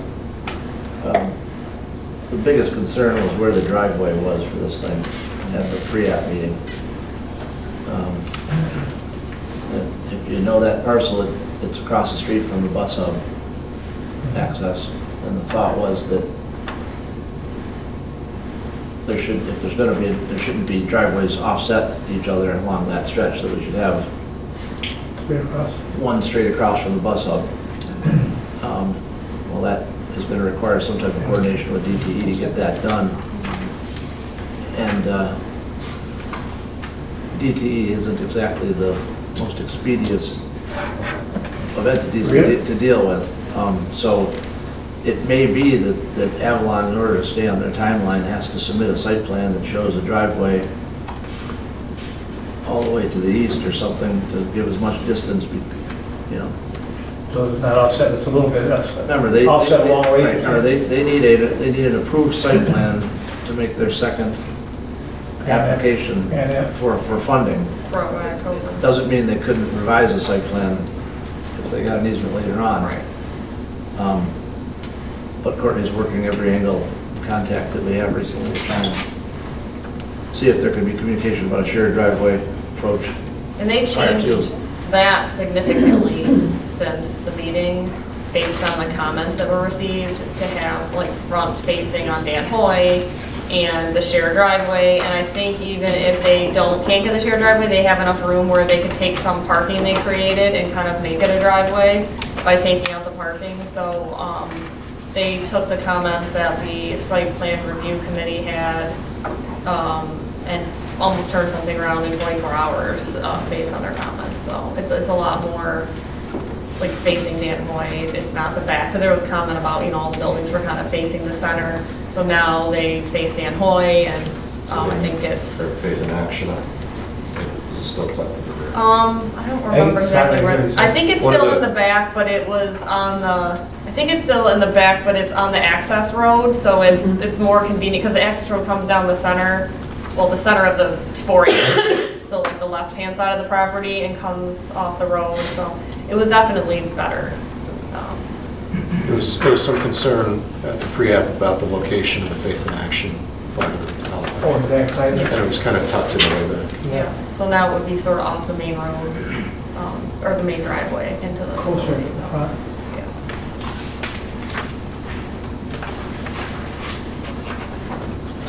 Any questions on anything we talked about? Courtney, anything else to cover? Council questions? Julie? Wasn't that meeting today at Sauer Township over the Jim Hester project? Yeah, it's at Was 7. anyone able to attend? No, it was at 7 p.m. Okay, So Julie, I did call Jack Knowles on Friday, the supervisor, and told them that their meeting obviously overlapped, or was the same time as this one, so it wasn't likely that Anyone? anybody from council was going to be there or lead staff. I did share with him the letter that we got from the Dexter Crossing Homeowner Association about the traffic. I did send that off to him this morning. Courtney got it to me on Friday, and I sent it off to him this morning. I think there's going to be other opportunities for input, but I made him aware that none of us would likely be there unless we were choosing to skip this meeting. I talked to him at the forum, he was there at the forum Saturday morning, and they're still quite a ways apart on total numbers. I mean, a long ways away, not just a little ways. But I don't know, I mean, while we're on that, does council have a thought? I mean, did everybody take a chance, an opportunity to look at the plan? Yeah. Flip through it? Is there discussion? Do we need to have that as an item at all? Not at this time. Yeah. Okay. Might be premature. Okay. Well, I mean, we gotta decide whether we allow a connection or not, right? But we don't have to really do that until it gets a little further through that process, do we? Yeah, but at some point in time, They're serious. should have a discussion about it. I think that's obviously the discussion topic. I think we need to figure out when the right time, not too soon, not too late, you know, if we have a position, is to put that into place, is all I'm saying. We could wait. That's one way. We can wait and react. Yeah. That's one way. Sprinkled in when we have a light agenda. But it might be worth thinking that through a little bit. Yeah, I agree with Zach. I mean, from what I've heard, they may not be able to get the numbers they need to make it a viable period, and it might be a moot discussion. Yep. In fact, I've heard the opinion that that's likely.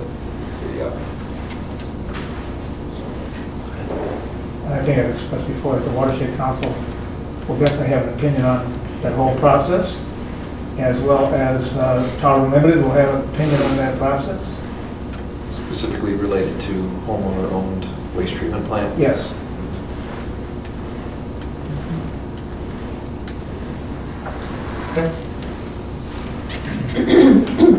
Just thought I'd ask. And fossil, big Rhodey and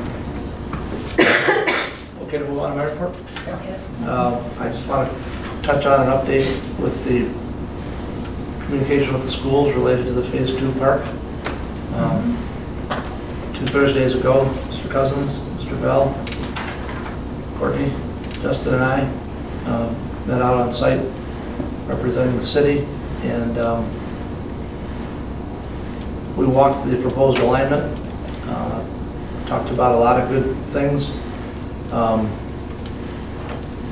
And then we agreed as we were leaving that we'd try to summarize some meeting notes of what was talked about at the meeting. And that, to this point, has been a funny thing to watch occur.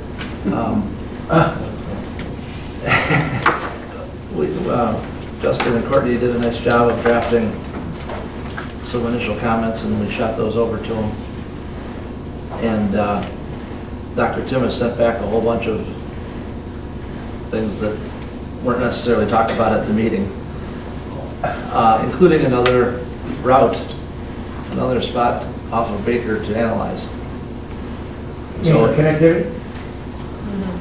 Yeah, they proposed the area north of the Jenkins site On the property. on the property line. On their property? On their property line, closer to that next residential house that's north of there. Does everybody know where I'm talking about? Okay, on the west side of Baker. So that kind of came out of the blue. We didn't talk about that at all on the 28th when we were all there. And then, of course, we need to talk about the, the schools are going to want to be paid for the easement. So that discussion needs to come out of this or unfold. We have to figure out how to either reach agreement on a number. As Dr. Timmons has told Courtney, it won't be $1. $192? $192,000? We need to come up with a logic, but we told them that we prefer that given the timeliness of where we are with our application and our permitting and our desire to bid this, we would rather not change the alignment because we'd have to go back through the whole topo and wetland delineation. I mean, it's almost impossible. I mean, it's not impossible, but it's very difficult. It has complications to that. And frankly, I don't think we heard anything when we were out there that indicated that the route we were taking was going to cause anybody any problem. I don't know where this pushback comes. He was going to take the comments from the meeting summary and the comments of the meeting and go back to their facilities committee, which was going to meet on April 18th. So we're less than 10 days away from that meeting, and we're trying to finalize the meeting notes. So we're probably going to have a meeting summary and then other topics at the bottom that have come up since. Well, I thought that. We walked away with pretty good consensus, I thought. Yeah, it was. Everybody was kumbaya And and shaking and. Mr. Doris said, yes, I can take this to the committee Yes, and recommend it. yes. And everybody had their heads nodding. Yeah, so I don't know. On both sides. I don't know if all this other stuff is coming from Dr. Timmis himself or what, but I mean, if I'm speaking wrong, it's been a little bit difficult to get the meeting notes finalized, which we'll try to do this week, obviously. We'll share a draft with the two of you, and you I'd like guys to see it, yeah. can tell us if we're off base on it, but we've Because we had we've some sorted them out discussions. so the comments are general, phase 2, phase 3, and then other, or after the fact. I didn't want to put that in parentheses, but other. So were they reneging on their ability, at least part, is it temporary, to put allow parking in the Bates? No, there's been no pushback on the temporary parking, so let me expand those thoughts for the rest of the council. The conversation was solid on the alignment for phase 2, from Baker West and then north to tie into the existing Mill Creek Park. On the subject of going south, which we would call phase 2, Shield Road, they did not want the alignment up near the bank, near the playground. They wanted to follow the creek and get as far away from the school property as possible so that there isn't close interaction. Summarizing it. So if you remember our color drawing, our Mill Creek Park master plan, there's a red line on there that follows closely along the school property on the east edge of the wetland/floodplain area. They wanted on the other side to follow the river all the way to the west, which means it would come out where the Averys are now staying, in that final house down by Shield Road by the creek. We talked a lot about the future of that house going away and there being added parking in that vicinity that could be used as trailhead parking there or football, game day parking, event parking for athletic events. But we acknowledge that could be 5 years, 8 years, it took us. Especially now with the cost of putting it where they want to put it, it's going to be. It took us 7 years to go from phase 1 to phase 2, so it could be another 7 years easily to get to that point. But we talked about that future concern. They do expect the city to pay for the easement in some way, shape, or form, although that was not discussed at the meeting. That's come up, so we have to figure out how to get there. As a means of temporary parking, they've agreed in the Bates lot across on the east side of Baker, tentatively agreed, I should say, because they haven't gone to the facility committee. They've agreed to have the spaces closest to Baker be signed as border-to-border parking, which we would have to maintain, potentially plow, sign, that kind of thing. They don't want to have trailhead parking. They don't want the west side parking lot near the Lions area or any of that that's used by the school staff and members to be impacted by the trail. So we thought that was a good solution. I think Paul and our school board president Wendorf went over to the bridge and worked that out while the rest of us were walking the path. So we got that on the agenda. We did get that. Looks like a little surprise. But it was really a good. If I'd given this report one day after, it was a really good consensus day, consensus gathering. There's been some other things that have come out that we'll share the notes with everybody so you can see them. We've been getting them drafted and just heard back from Dr. Timmons this morning. They're very, very, I guess we're rightfully paranoid about interaction of the public and school kids. Yes. No matter where it is, on the school site, anywhere in the school, so on and so on. They want it completely separated. And yet they also understand the value of a trail that would allow kids from the high school to come across Shield, connect there and walk all the way into town, in a natural area. Bike, walk, whatever they want to do, okay? And it makes a lot of sense. For a lot of reasons, okay? And it also allows the outdoor lab to be reused, as it used to be years ago, and not isolated. And that's what my concern is, that they would just isolate it and not let anybody there. It's 17 acres of land. And our proposed alignment does not impact the work that they've done. That was a big concern, that what we were going to do was going to impact the ball fields in the area that they've worked on. And our alignment avoids that nicely. It goes along the toe of the slope near the ball fields, and it actually cleans up a lot of area where there's debris and scrub trees and down branches, wouldn't you say? It's a pretty neglected area, and we'd be cleaning it up. They did ask that we pay any and all attorney costs that they have related to review of an easement. Well, we're imposing on the district. And, I might make a different decision if I was school board president or whatever, but if that's what they're asking, I don't know. I know there's a lawyer in the room now, and they aren't generally cheap, but if we want to get this done, No, I know he eats at some fanciest restaurants in Ann Arbor. I haven't seen one there in order, today. I guess, I wanted to ask you, is that in order to keep this going, Courtney really needs to be working with them over the next couple of weeks and in advance of the facility committee meeting. I don't think we want to object to that at this time unless somebody feels strongly that we should, but I think we'd just say, yeah, we'll cover that cost to help get these. Right, that's what I'm thinking. So,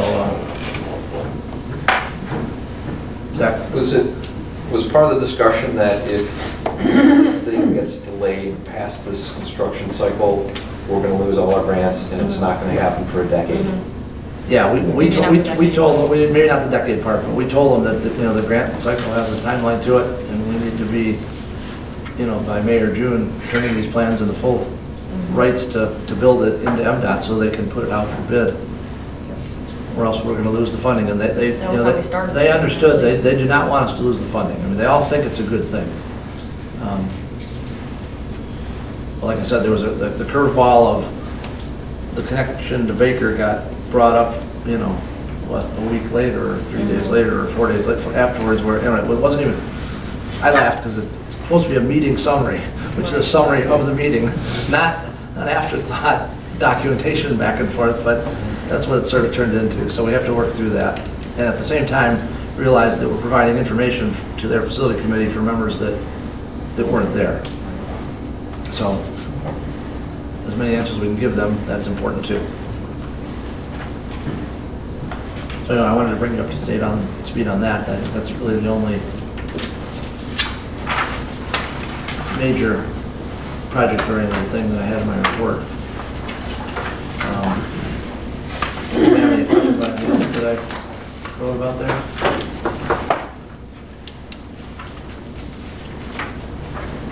I think Michelle and Courtney were successful in meeting with DPE in regards to Grant Street and minimizing the number of poles to be added. They did a nice job on last Monday. I was not able to make that meeting in person, so. Okay, to move on to consent agenda? It is, yeah. I move we approve the one item listed on the consent agenda, bills and payroll in the amount of $1,444,930.26. Motion by Fisher? Support. Second by Bell? You guys have created a hesitation, out of this. This used to be a done thing, but now it's okay. All those in favor, signify by saying aye. Aye. Those opposed? Thank you. We have no old business, so we're down to new business. Item L1, consideration of the planning commission recommendation to approve the rezoning of 8180 Huron. I move to approve zoning map amendment for the property at 8180 Huron Street from I-1 Limited Industrial to BR Village Residential. Support. Motion by Michelle, second by Bell, and that's, you're reading directly from page 76, right? Yep. Thank you.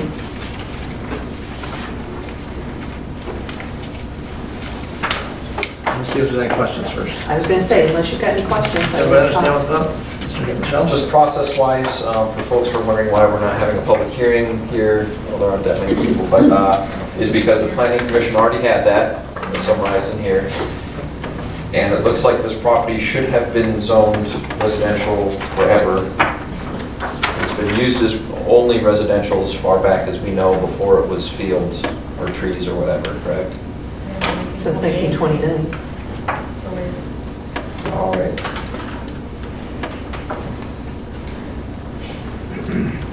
Mr. Bell? No, I thought, I'm good. everybody's good, everybody's good? Do we need to have Michelle give an update or anything? Mm-hmm. Okay, no. Please call the vote. Bell? Yes. Cousins? Yes. Michelle's? Yes. Smith? Yes. Fisher? Yes. Knight? Yes. Keo? Yes. Motion carries. Thank you. Thank you. For clearing that up. New business item L2, consideration of resolutions related to MDOT's local agency pavement warranty program. I'll move those two resolutions on page 86 and 87. Support. Moved by Michelle, second by, who'd you hear? Smith. Okay. Yeah, this is just like one of those things you have to do because I'm not telling you to. So, we don't have big enough projects for this to really matter for.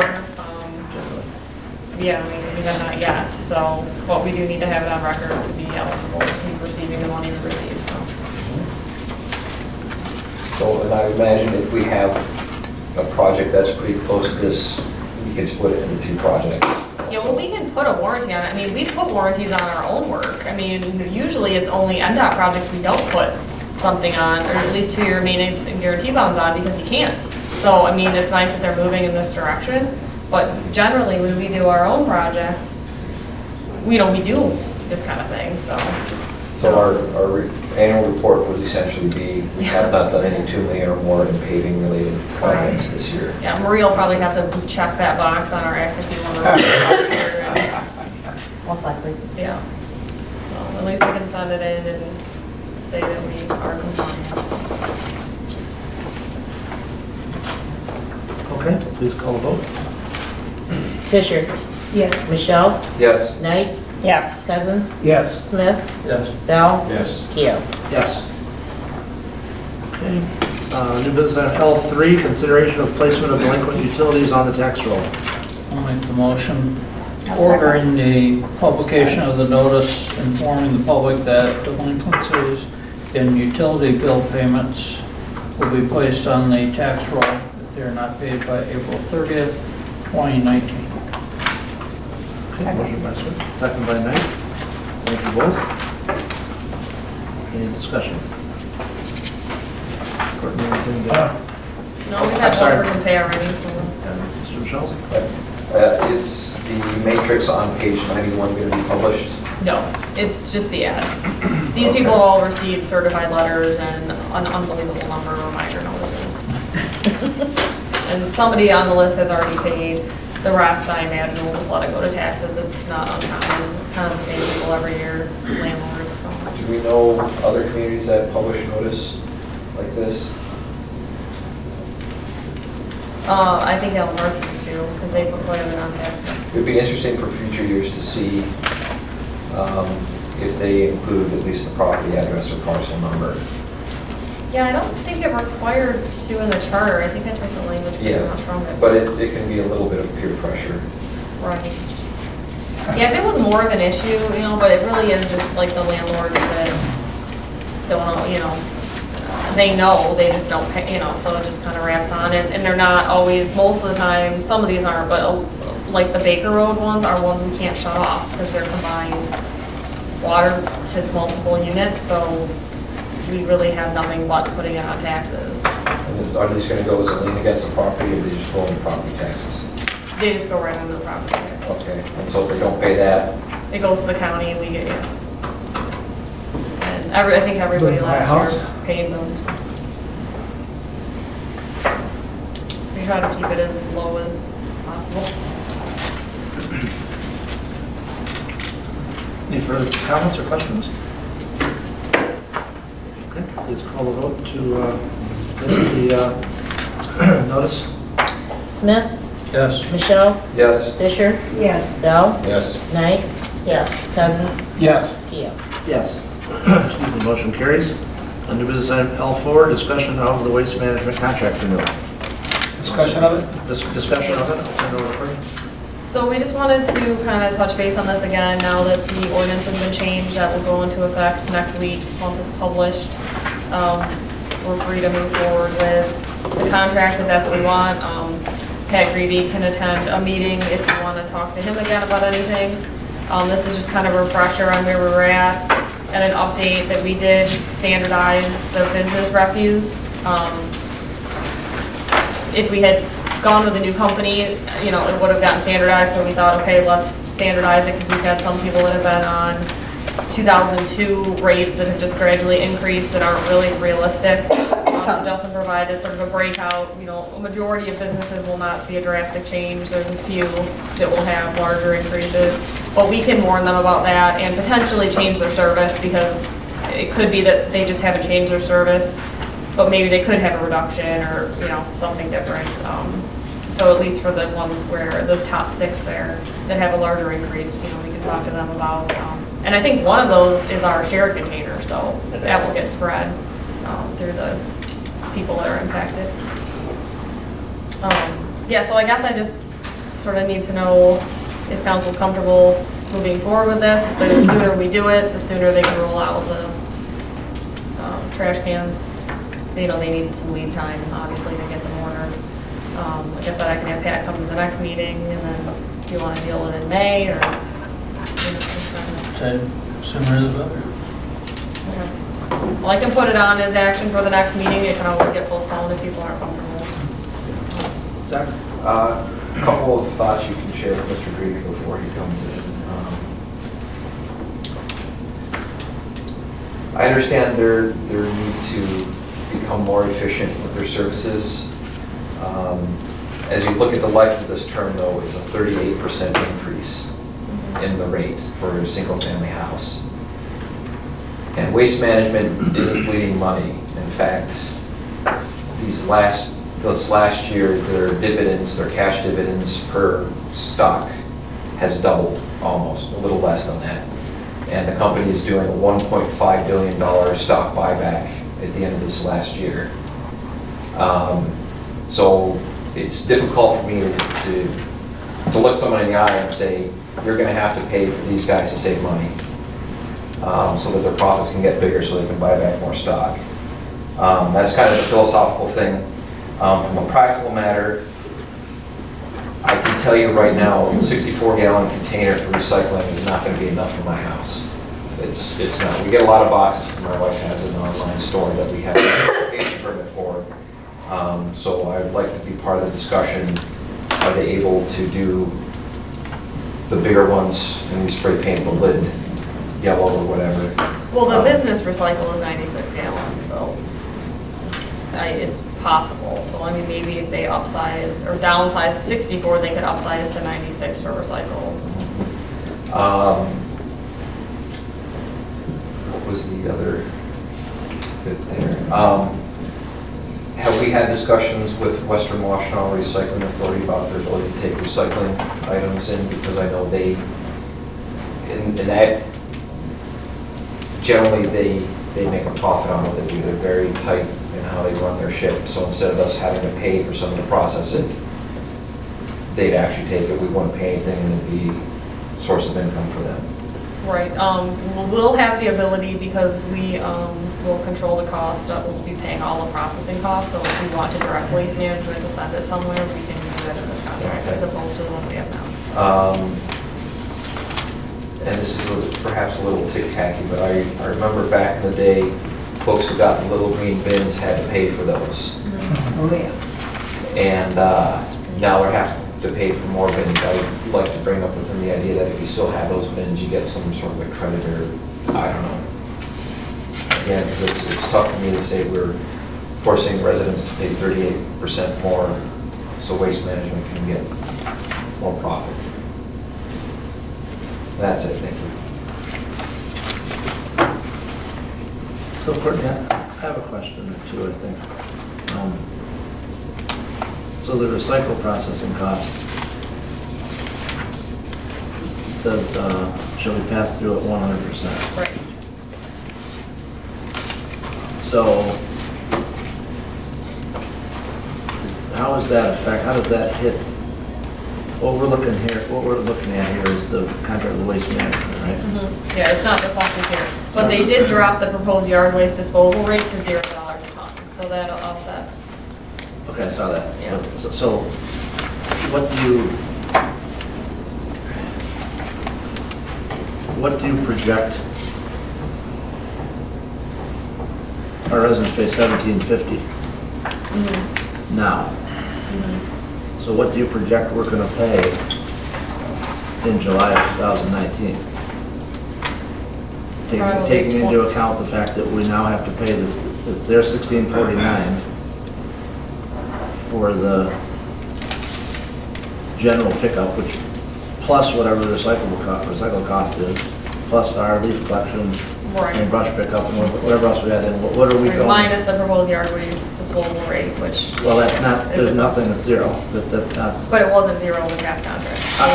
but it's zero, I mean, so it's 16. Right, so it's probably, I mean, if plus we're paying, recycling. basically it's going up $3.50 or $2.50, right? So it's a minimum of that much more. So there might be a little bit of an additional cost for recycling, so I would say the minimum it would be is probably $20 a month. You know, Justin's working on that stuff now with the budget, but I would say the minimum it would be is the difference between $13.97 and $16.49. Yeah, so right now everyone's paying $18.50. That's right, it's 18. So $18.50 plus the $2.50 difference is Yes. around $21.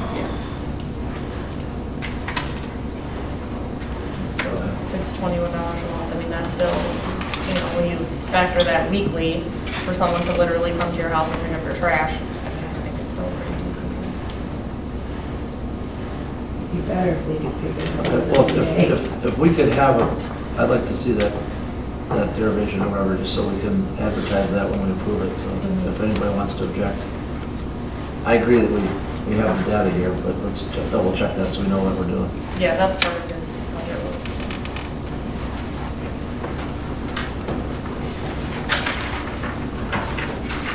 Thank you.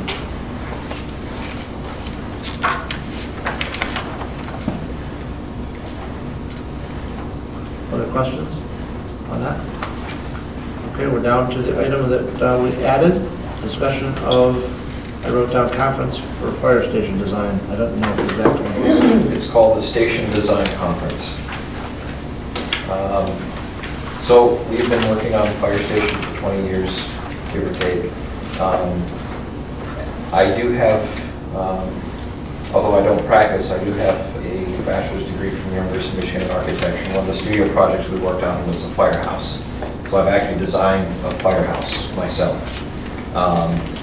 It's for Imaginary Site Nipsey, but it was an actual thing. And the programming for these are really tricky. How you hook things together, how you have to keep things apart, how you have to keep things separated. And so this entire conference, May 14th to 16th, is Station Design Conference. So we actually have 2 tracks, one for fire station, one for police station. And it's real clever in the programming. One is red and the other is blue. The cost to attend right now is $425 a person. There's also, they have a one-on-one session for $60 where you can bring in as many plans as you want at any stage of the project and get an objective architect and receive independent advice on your project. I know we don't have much money for professional development or conferences for council, but I think this is something really valuable that we ought to send a couple people to. So again, $425 is what the registration cost is now until May 13th. The Crown Plaza Hotel in Rosemont, I believe, is $183 a night if you register through the thing. It is by O'Hare, so there are a number of $80 to $100 hotels in the area, depending on how adventurous you are. So that's my spiel. I think we ought to do it. How many days is the conference? 14th through the 16th, and they start at 8 on the 14th, so you can't roll into town halfway through. You have to be there the night of the 13th. So you need how many, you need 3 nights to stay then? 13, 14, 15? Or Yep. do you stay on the 16th too? You come home on the 16th. Leave in the evening, there's lots of flights out there. Let me check when the last, and my apologies for not printing this up. I was wrestling with the printer. I'm not as smart as my wife was getting. It looks like the sessions end at 12 on the last day. Who wants to go over there?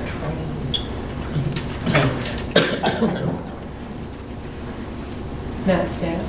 So that would conflict with a city budget work session on the 15th.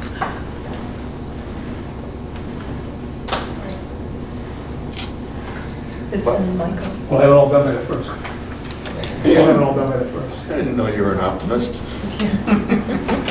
On the 15th, it looks like sessions are done at 5, which would be 6 here, so it'd be possible to call in for the always awkward meeting, get the call in.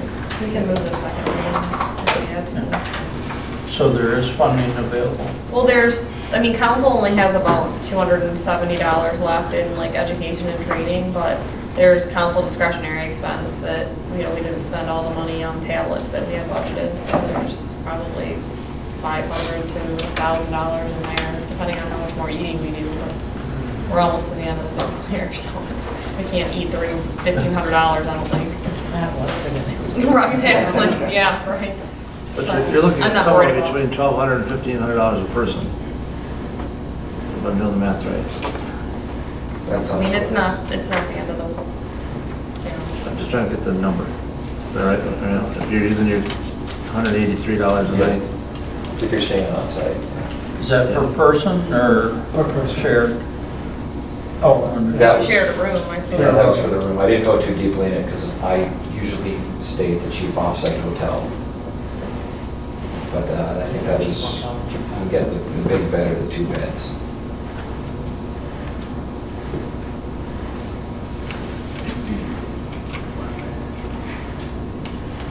all right, well, why don't, in fairness for the conversation, can you firm up the costs and we have this as a consideration item for the next meeting? Sure. Fair? there. And circulate a link to the conference. so we Yep. can Yeah. review the content.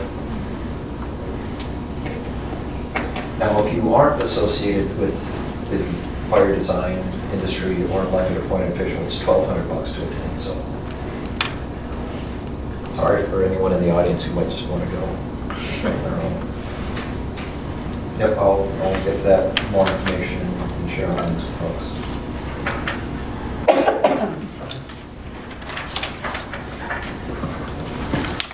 Okay, that concludes our new business items, unless I missed anything. Andrew, I thought you'd be voting to go to the fire station conference. Wanting to volunteer to go to the conference. I'm going to go council comments. Mr. Cousins, if you lead off. Well, we don't respond to people that comments, the public. I would like if somebody could bring my memory back to the items that Mr. Semifarrow brought up. There were 3 that he brought up. First one I was totally confused on. The second one I can't remember. The third one was about the library. I remember that. Could anybody refresh my memory? Could Cheryl write it down? Did everybody write it down, what it was, the 3 items? If not, I'm going to call him up and ask, which is probably what I should have done anyway, but that maybe somebody would recall what the 3 items were that he had. I think I have them on my notes, but I don't have them with me. I didn't bring Okay, that. well, see, they just I can look. text me what it were. I got one in the mail. I'm sure I have the notes at home if you want. Okay, yeah, But I'm sure he'd be happy to hear from you too, if you want to call him. well, I may do that, okay? Because I think it was errors that That's were right, it is. stated in the comments, and we don't respond to them at the time. Okay. I will respond to it when I find out exactly What they were. what they were. Okay. Thank you. Other than that, The other thing you could do is watch YouTube, yeah, just as an option, in case you're bored, that's right, could do that. And how far do they go back? or wherever it is. Yeah. You can't find it on YouTube, all right, well, wherever it is. Mr. Michelle? A general question for folks, would you like for me to include cap dark minutes in the report? It'll be like a month behind, but Yeah. all right.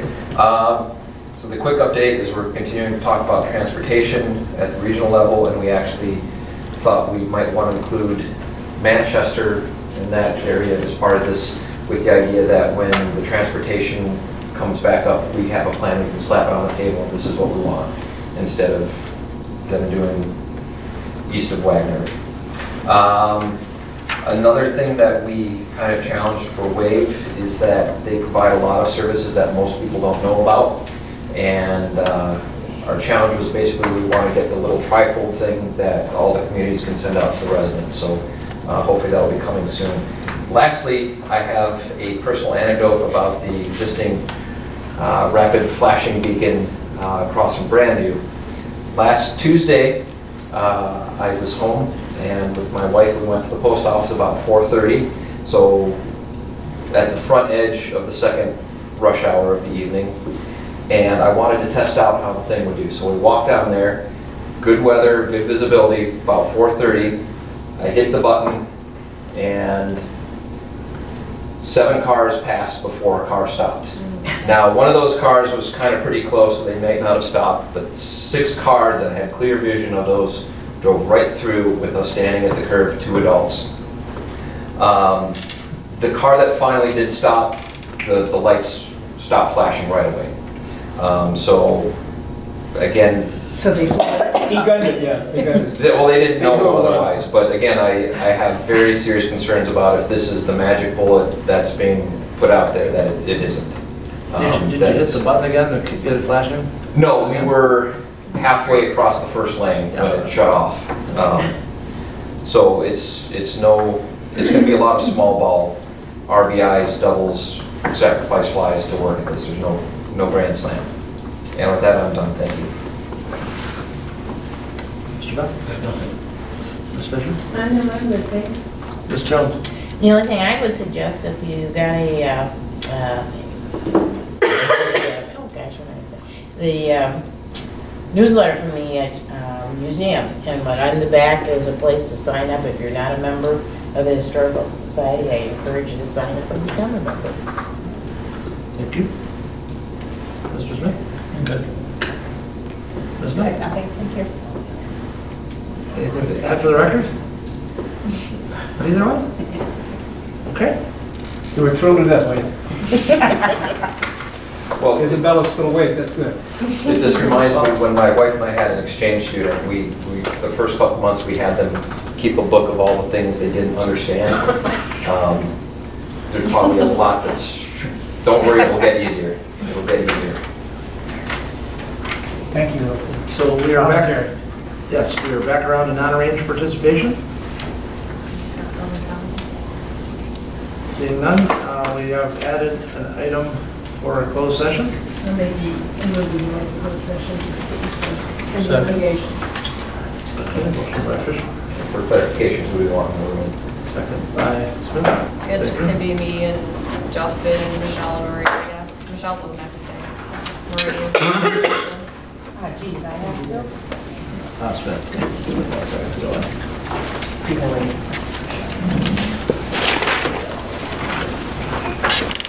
You both are welcome to stay if you want, or you can go either way. Yeah, you can. Good choice, good choice. Yeah, please call the roll to go in, and then we'll clear the room. Knight? Yeah. Fisher? Yeah. Bell? Michelle? Yes. Smith? Cousins? Theo? Yes.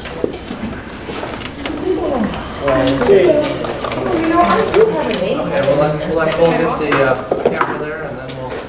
I just don't have a holder for it.